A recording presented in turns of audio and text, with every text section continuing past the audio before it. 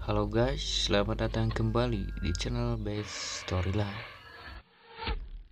When do the sins of a good man just doesn't come easy?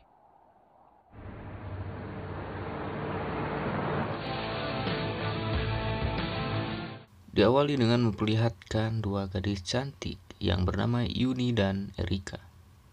Mereka berdua sedang berkendara melewati jalan yang membelah hutan rimbun yang bertujuan untuk mencari jalan raya. Ketika sampai di pertigaan, mereka kebingungan untuk mengambil arah yang benar. Berdasarkan peta yang dibawanya, Erika pun memutuskan untuk mengambil jalur kiri yang tidak mereka sadari bahwa jalur tersebut adalah kawasan pribadi milik orang lain.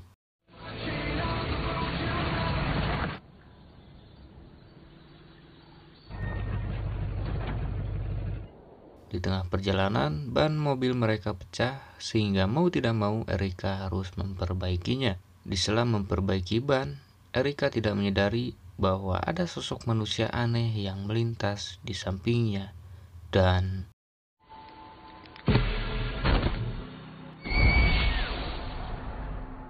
Yuni yang menyadari ada yang tidak beres pun memanggil temannya dan tersengaja menekan tombol klakson. Lalu kemudian Yuni melihat manusia seperti zombie dan inilah The Retaliators.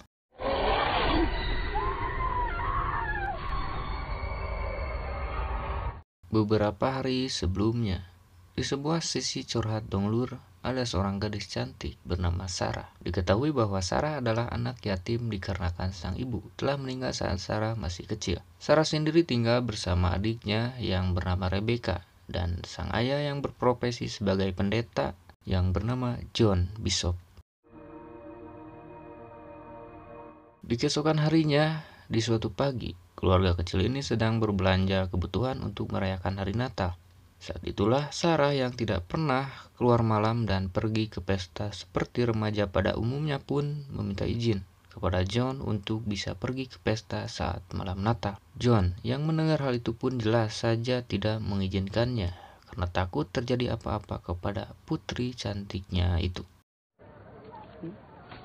Thank you. Beberapa saat kemudian, saat John dan Rebecca sedang sibuk mencari perlengkapan lainnya, saat itu pula John melihat Sarah sedang bercekcok dengan seorang pria asing yang merebut pohon Natal miliknya. John, yang notabene adalah seorang pendeta, pun mencoba berbicara baik-baik dengan orang tersebut, tapi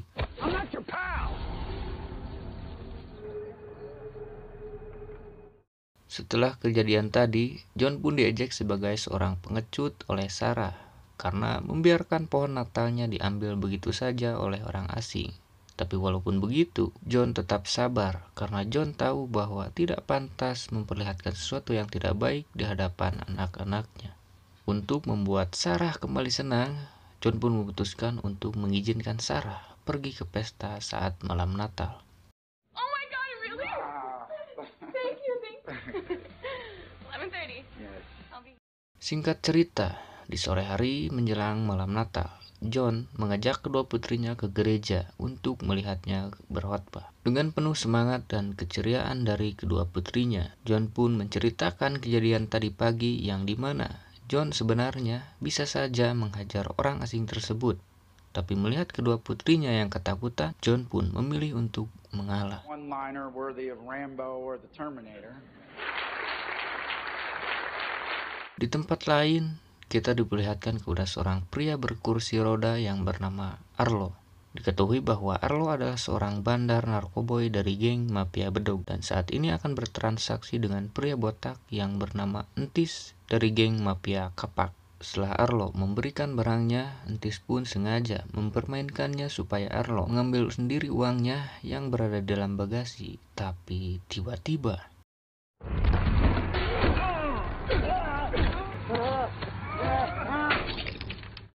kembali kepada John yang sudah selesai dengan acaranya. Kemudian Sarah pamit kepada John dengan wajah yang ceria karena pertama kalinya bisa pergi ke sebuah pesta. 11:30. Beberapa waktu kemudian, John mendapat panggilan dari Sarah, yang dimana hal yang ditakutinya pun terjadi. Sarah memberitai bahwa saat ini dia sedang diikuti oleh orang asing hingga tak lama dari itu, panggilan pun terputus. Sesampainya di TKP, John begitu sangat terpukul atas kejadian yang menimpa Sarah, dan untuk yang kedua kalinya, John harus kehilangan seseorang yang sangat disayanginya. Setelah kejadian itu, John sangat merasa kehilangan, menangis sampai terus berdoa di samping tempat tidur Sarah semalaman, dan bahkan John menjadi pemurung dan emosinya pun tak terkendali. Di keesokan harinya, adik ipar John yang kita sebut saja si Tante membawa seorang detektif yang bernama Jed untuk menanyakan perkataan Sarah sewaktu kejadian. John yang kondisinya belum stabil pun tidak bisa memberitahu lebih detail. Lalu si Tante menyarankan detektif untuk memberikan waktu kepada John untuk sendiri. Di sebuah klub tempat mbak-mbak bergelantungan, Pik atau kakak dari Entis yang sedang santuy bersama pasukinnya dihubungi Entis yang memintanya untuk bertemu besok di sebuah bar.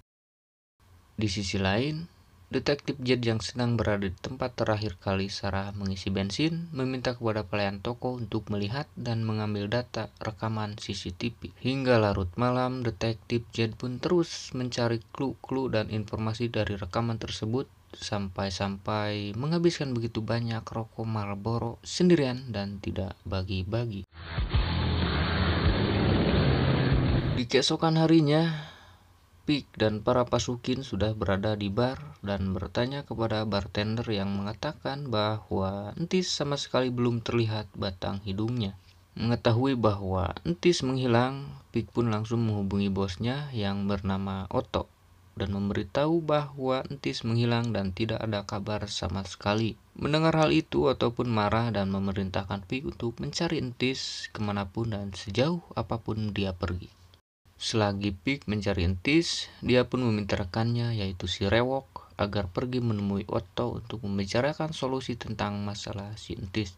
Otto sendiri menyarankan si Rewok pergi ke rumah bordil untuk mengambil HP yang bisa melacak keberadaan mobil si Entis. Tak berlama-lama, si Rewok dan para pasukin yang sudah berada di tempat tersebut pun langsung menghajar beberapa orang di sana dan berhasil menemukan HP yang dimaksud. Kembali ke John yang kala itu akan pergi mencari si pelaku sendirian, tapi si Tante melarangnya yang membuat John yang selama ini tidak pernah membentak kepada siapapun, tapi kali ini John yang tidak bisa mengontrol emosinya pun membentak si Tante di hadapan putri kecilnya.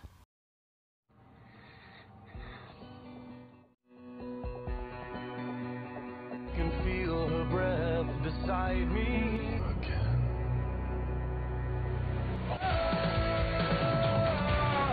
Esok harinya, John meminta Rebecca untuk tinggal sementara di rumah si Tante, selagi John pergi mencari si pelaku.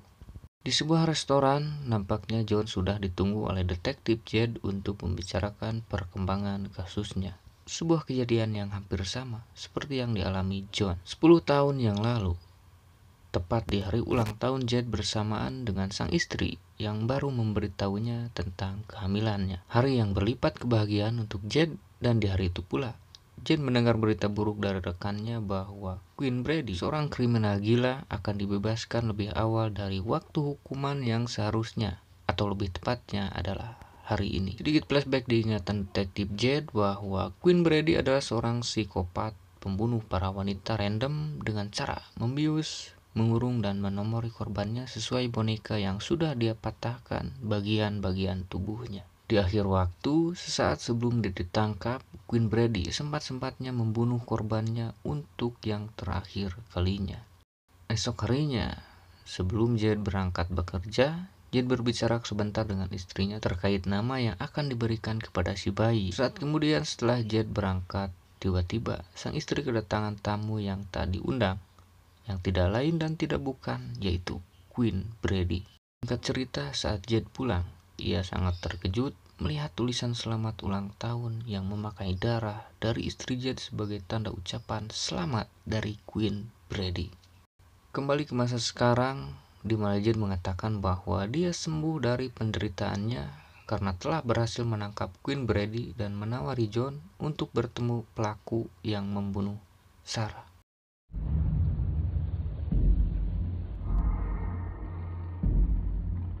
Dan ya, Jed membawa John ke tengah hutan, tepatnya sebuah tempat bekas markas ayah Jed yang dimana terdapat sebuah ruangan bawah tanah yang digunakan Jed untuk mengurung si pelaku. Dan ternyata pelakunya adalah Entis. Sesuai perkataan Jed bahwa di waktu kejadian, Sarah yang sedang mengisi bensin pun tak sengaja mendengar suara orang meminta tolong di dalam bagasi mobil Entis, dan itu yang membuat Entis nekat untuk membunuh Sarah agar tidak ada saksi mata dalam kejahatannya.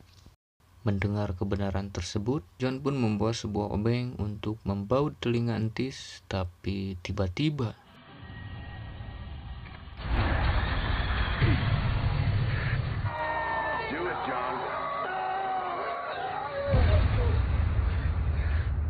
nampaknya semarah apapun John, tetap saja John. Pria itu tidak bisa melakukan sebuah kejahatan yang walaupun kepada pembunuh Sarah. Melihat John yang lembek, membuat Jed pun kesal, dan akhirnya John pun disetrum Jed sampai tak sadarkan diri. Beberapa saat kemudian John tersadar dalam kondisi terikat. Lalu Jed memperlihatkan seorang pelaku kriminal yang dikurung di dalam lemari kayu dalam keadaan mirip seperti zombie. Tak hanya itu, Jed pun memperlihatkan kandang yang dihuni oleh begitu banyak pelaku kriminal, bahkan salah satunya ada Queen Brady yang membuat John kaget dan saya juga kaget. Setelah itu Jed memasukkan Entis ke dalam kandang. Alasannya adalah supaya para kriminal ini tersiksa secara perlahan-lahan sampai mereka menjadi kanibal untuk saling memangsa.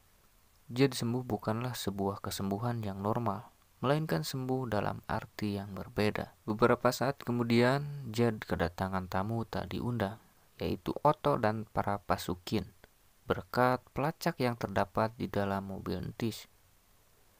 Di sisi lain, John yang berhasil melepaskan diri pun malah memberikan kunci ke para kriminal yang membuat pertempuran pun tak terhindarkan.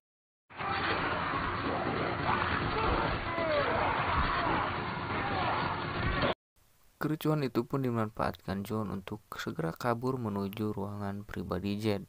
Namun saat sedang sibuk mencari senjata, John pun tertangkap oleh para kriminal yang akan memangsanya.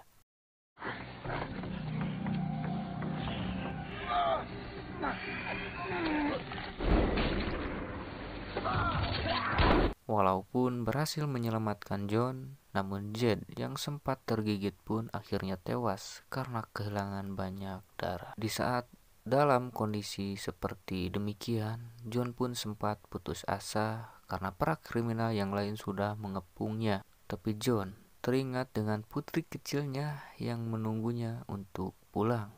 Dan itu membuat John sekarang menjadi brutal. Memanfaatkan barang-barang yang ada, John pun akan kabur sembari membantai para kriminal yang menghalanginya.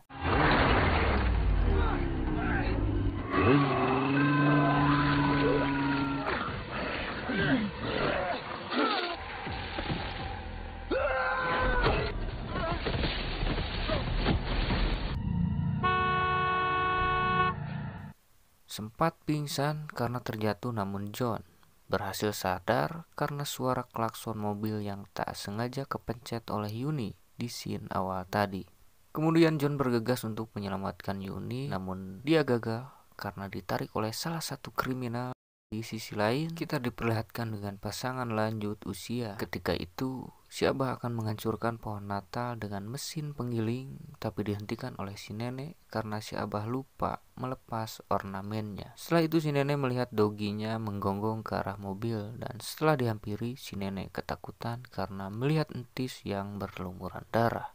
Entis yang jiwanya brutal pun langsung mengejar si nenek dan menyeretnya keluar. Di sisi lain, si Abah yang mendengar teriakan si nenek pun mencoba melawan.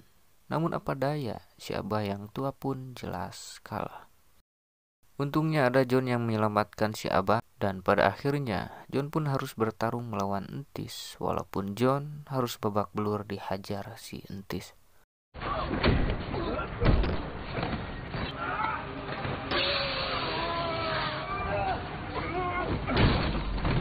Saat John terpojok dan akan dikempesin, saat itu pula John yang tak sengaja menyalakan mesin butut si Abah pun memukul Entis sampai-sampai Entis kelilipan oleh hadiah yang akan diberikan kepada Rebecca.